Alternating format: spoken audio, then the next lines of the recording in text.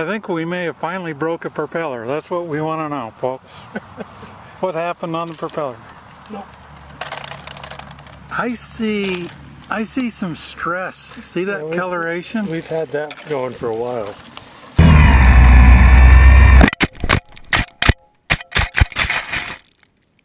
Hey, little camera. That's the man that hurt you right there. That's the man that encouraged it.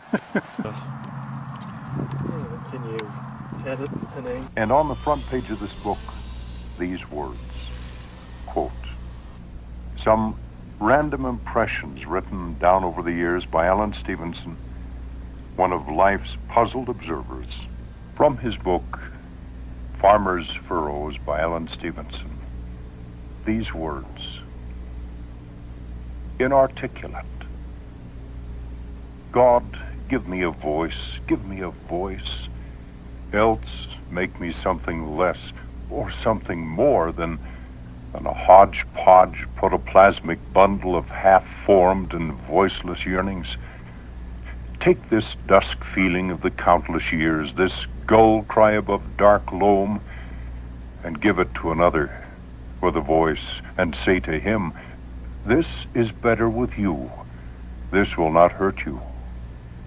God, make me a beast or a man."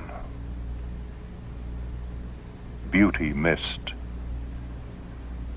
Beauty seems so fragile. Beauty seems so rare that when I chance upon her, I need must stop to stare.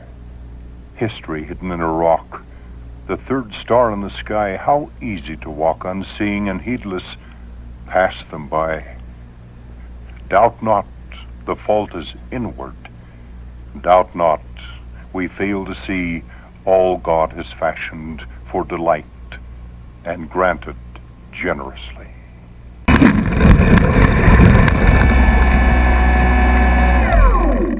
That's what I'm doing, putting it in backwards. They seem to have an instinct for ripening time, and when the yellowing oat heads bend on their stems, they stream over the cedared hills to collect their tithe. It's plainly not stealing. No thief would so happily announce his coming. Their raucous cries would awaken the dead, if the dead were about. One time we thought to change their ways with an artfully built scarecrow. They nestled on his arms like old friends come home to visit.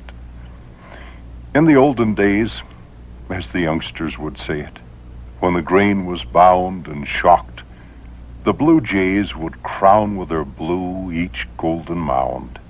And one morning, when the wind was stirring and there was a subtle feel of a storm a-brewing, they left. The clamor of their going faded, leaving derisive silence. One could be angry at them for the mischief they do, but somehow it seldom turns out that way, and it seems more fitting to join with them in their irrepressible hoot at the world. As they go like schoolboys freed, a rowdy rabble, over the next hill to who knows where, only this is sure: they'll be back come another harvest.